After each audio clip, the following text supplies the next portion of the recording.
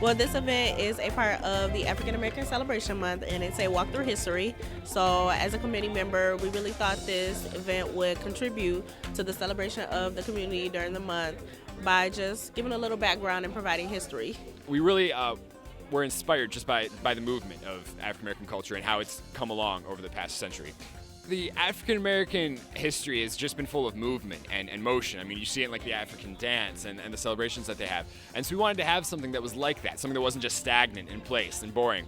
So like, what if we have them move through everything that's happened over the last century instead of like a video presentation or a movie or a PowerPoint where they sit in place and watch? Why not have them experience it so that they're literally walking through it?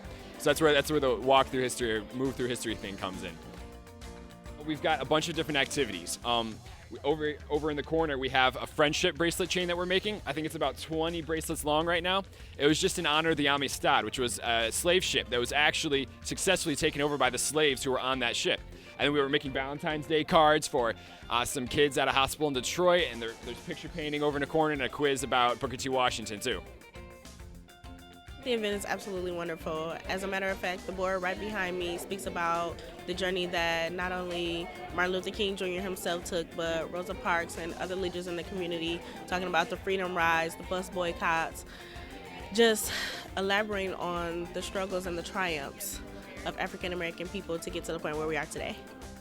The turnout is absolutely wonderful. For people to be able to come together and celebrate the history of African American people is a beautiful thing to me. Going to something like this really just broadens your gaze. It broadens the way you view the world. Like, hey, this is stuff that happened before I was born. This is why people are free today like they weren't before. This is why we can vote. This is why people aren't disenfranchised anymore. This is why we can live in the same neighborhoods and go to the same schools.